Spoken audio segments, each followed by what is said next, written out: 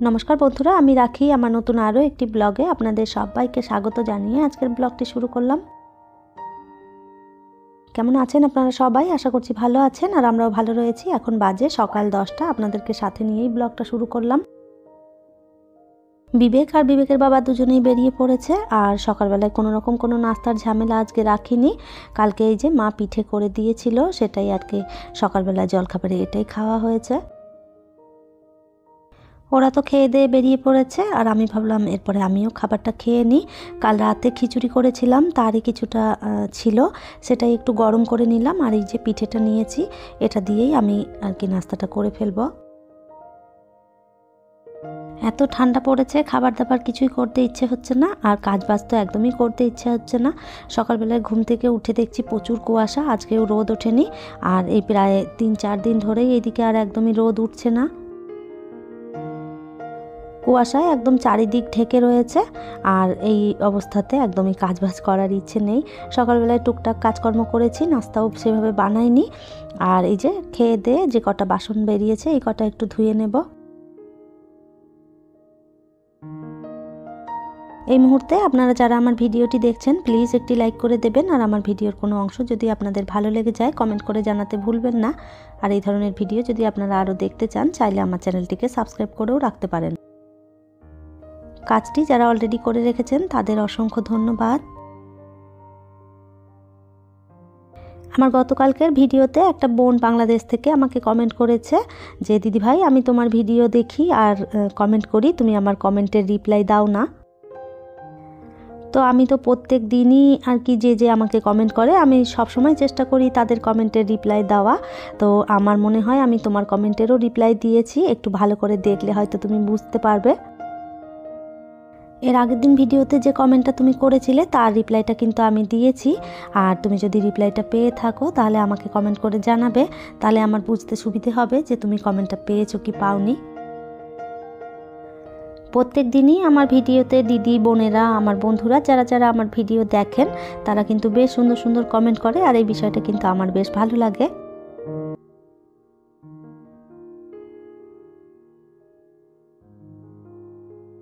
বাসনগুলো ধুয়ে ফেলেছি, আর এরপরে ভাতটাও বসিয়ে দিচ্ছি। সকাল সকাল আজকে রান্নাটা বসিয়ে দিলাম, কেন কি বসে থাকলে অনেকটা দেরি হয়ে যায়। আর প্রতিদিনই কয়েকদিন ধরে দেখছি রান্না করতে খুবই দেরি হয়ে যাচ্ছে, কেন কি ঠান্ডায় একদমই কাজ করতে ইচ্ছে করে না, বসে বসে অনেকটা দেরি হয়ে যায়। কালকে রাতে ডিমগুলো আনা হয়েছে, আর এই যে এরপরে ফ্রিজে তুলে রাখতে হবে। তো তার আগেই আমি ডিমগুলো একটু ভালো করে পরিষ্কার করে ধুয়ে নেব। ডিমটা আনার পর আমি ধুয়ে তারপরেই ফ্রিজে তুলি, নাহলে কিন্তু ডিমের গায়ে অনেক রকম নোংরা লেগে থাকে, সেইগুলো নিয়ে ফ্রিজে ভরতে কীরকম একটা অস্বস্তি বোধ হয়। তো সেই জন্য আমি সবসময় ডিমগুলো পরিষ্কার করে ধুয়ে তারপরেই ফ্রিজে রাখি। আমাদের এদিকটায় শুধু সকালবেলাটায় মাছের বাজার বসে, বিকেলবেলাটায় কিন্তু কোনো রকম কোনো মাছ পাওয়া যায় না। কয়েকদিন ধরে এত ঠান্ডা পড়েছে, সেই জন্য আর সকালবেলাটায় বাজারে যাওয়াও হয় না, আর মাছ কিনেও আনা হয় না। বেশ কয়েকটা দিন ধরেই মাছ আর কি আনা হয়নি বাড়িতে। তো এই যে মাছ থাকলে কিন্তু মনে হয় যে মাছ দিয়ে সবজি দিয়ে একটা ঝোল করে দিলেই ঝামেলা মুক্ত হওয়া যায়, রান্নার কিন্তু সেভাবে কোনো টেনশন থাকে না। আর এই যে আজকে তাহলে ডিমই করব ভাবছি, তো সেই জন্য আর কি একটু জল বসিয়ে দিলাম, এখানে ডিমটা সিদ্ধ করব। ডিম সিদ্ধ করার আগে আমি সবসময় একটু 1 চামচ নুন দিয়ে দিই, তাহলে কি হয় ডিমগুলো ফেটে বাইরে বেরিয়ে আসে না, আর সুন্দরভাবে খোলাটাও কিন্তু ছেড়ে আসে। ওইদিকে যতক্ষণ ভাতটা আর ডিমটা সিদ্ধ হচ্ছে, ততক্ষণ আমি এইদিকে সমস্ত সবজিগুলো কেটে নিয়েছি। কোটা বাছা করতে করতে ওইদিকে ভাতটাও হয়ে গেছে, আর ডিম সিদ্ধটাও হয়ে গেছে। আর এই যে ভাতটার ফ্যানটা ঝরাতে দিয়ে দিলাম, আর এরপর ডিমগুলোও একটু ছাড়িয়ে নেব।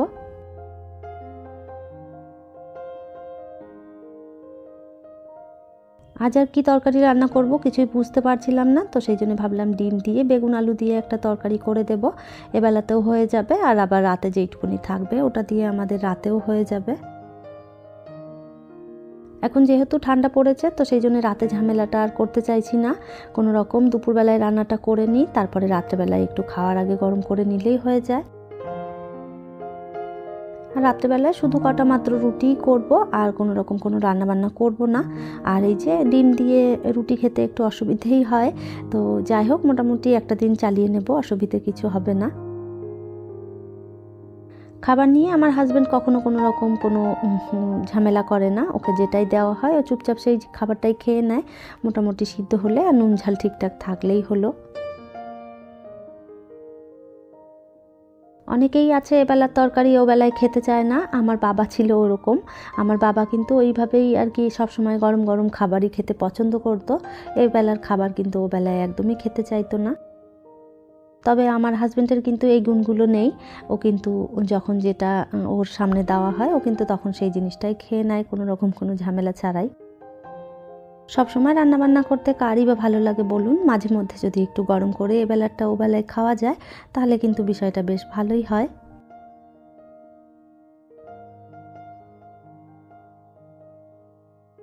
ডিমগুলো আগেই ভেজে তুলে নিয়েছিলাম, আর বেগুনটাও একটু ভালো করে লাল লাল করে ভেজে নিয়েছি।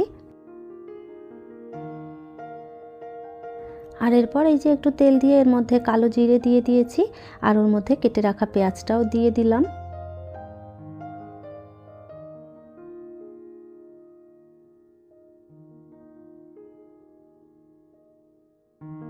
পেঁয়াজটা একটু ভালো করে নেড়ে চেড়ে তারপর এর মধ্যে দিয়ে দিলাম কেটে রাখা আলু, আর এরপরে একটু টমেটোও দিয়েছিলাম একটা, আর এরপরে এটাও ভালো করে একটু ঢাকা দিয়ে দিয়ে ভেজে নেব। একটু ঢাকা চাপা দিয়ে দিয়ে ভাজাটা করলে তাহলে আলুটা অনেকটা সিদ্ধ হয়ে যায়, আর এরপরে কি হবে যে বেশিক্ষণ রান্না করতে টাইম লাগবে না। সমস্ত মশলাগুলো এর মধ্যে দিয়ে দিয়েছি, আর মশলার মধ্যে ছিল আদা, রসুন, লঙ্কা, আর জিরে গুঁড়ো, ধনে গুঁড়ো, হলুদ, নুন সমস্তটাই একবারে বাটিতে নিয়ে নিয়েছিলাম, তারপরে ওই মশলাটাই আর কি দিয়ে দিয়েছি। ভালো করে কষিয়ে নিয়ে তারপরে এর মধ্যে বেগুনটাও দিয়ে দিলাম, আর বেগুনটাও একটু ভালো করে মশলার সঙ্গে নেড়ে চেড়ে তারপরে এর মধ্যে এই যে জল দিয়ে দিলাম। খুব বেশি ঝোল করব না, তো সেই জন্য অল্প করেই জলটা দিয়েছি। আর এরপর এই যে এর মধ্যে ডিমটাও দিয়ে দিলাম একই সঙ্গে, আর এরপর একটু ঢাকা চাপা দিয়ে হতে দেব বেশ কিছুক্ষণ। আলুটা যতক্ষণ না সিদ্ধ হবে ততক্ষণ আর কি ঢাকা চাপা দিয়ে দিয়ে রান্নাটা করব। এই তো সমস্ত তরকারিটা কিন্তু আমার হয়ে গেছে রান্না, আর একটু ধনেপাতা থাকলে ভালো হতো, তবে আজ আর বাড়িতে ধনেপাতা নেই, সেই জন্যে ধনেপাতা ছাড়াই নামিয়ে নিলাম।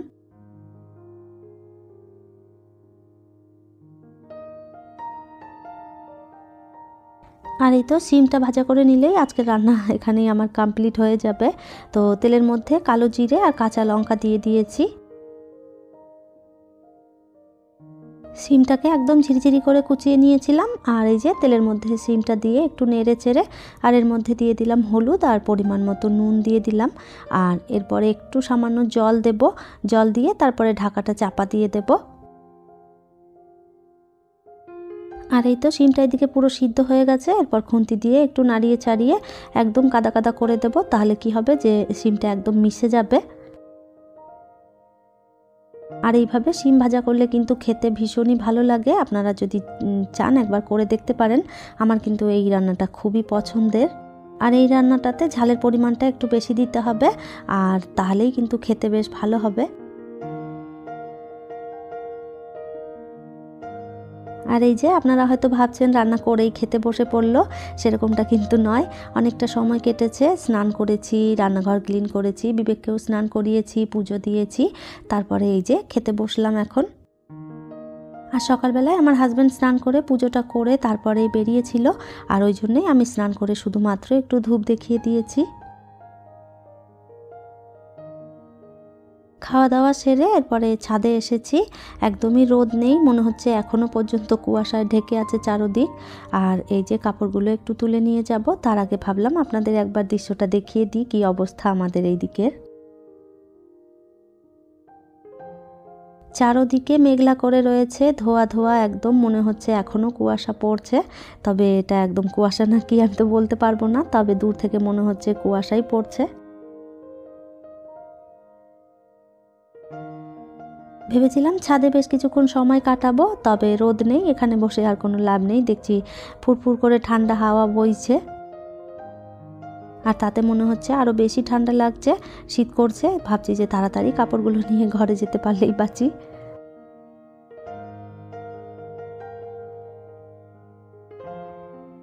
সমস্ত কাপড়গুলো তুলে নিয়ে চলে এসেছি। আর বিবেকের ম্যাম আসবে পড়াতে, তার আগেই ভাবলাম কাপড়গুলো একটু ভাঁজ করে নিই।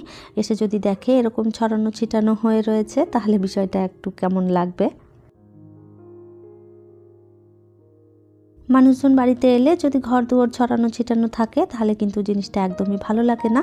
তো আমি সবসময় চেষ্টা করি যে কেউ এসে যেন আমার ঘরটা এলোমেলো না দেখে, সবাই যেন সবসময় পরিপাটি ঘরটা দেখে। তাতে করে নিজেরও যেমন মনে শান্তি হবে, যে এসে দেখবে তারও ভালো লাগবে।